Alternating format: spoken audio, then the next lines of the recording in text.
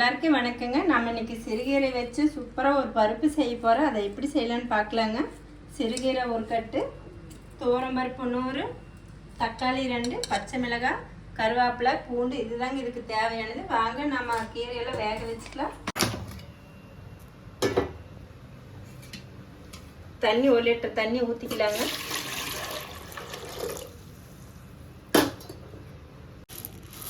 கழுவி போட்டுக்கலாங்க. துவரம்பருப்பு,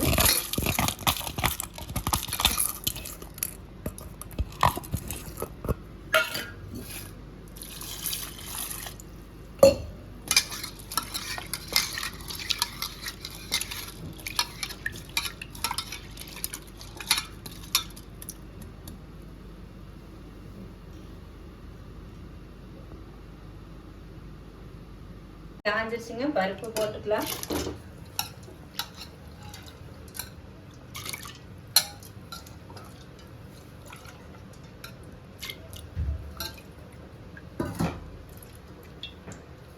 பருப்புலேயே கீரை போட்டு மூடி வச்சிடலாங்க.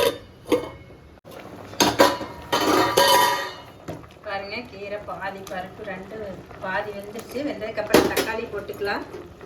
கட் பண்ணி வச்சிருக்க 2 தக்காளி, 2 பச்சை மிளகாய், 3 பல் பூண்டு, சின்ன வெங்காயம் ஒரு 15 வெங்காயம் மட்டும் போட்டுக்கலாங்க.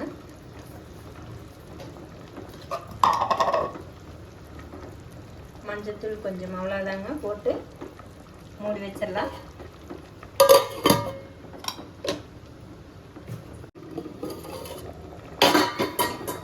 பாருங்க, தக்காளி கீரை எல்லாம் நல்லா வெந்துருச்சு. நம்ம இது தாளிக்கலாம். கீழே இறக்கி வச்சு ஒரு 3 ஸ்பூன் ஆயில் ஊற்றிக்கலாங்க.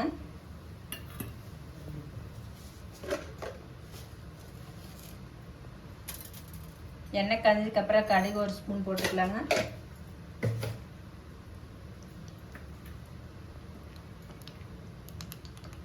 இதுக்கப்புறம் ஒரு சின்ன வெங்காயம், ஒரு 10 சின்ன வெங்காயம் போட்டுக்கலாங்க. 2 வரமிளகா, கருவேப்பிலை, அவ்வளோதான். இது போட்டு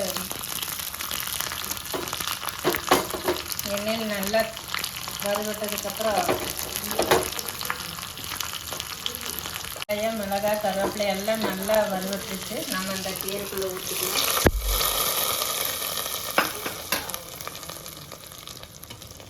அப்படியே எடுத்து அடுப்பில் வைக்கலாங்க. உப்பு போட்டுக்கலாம்.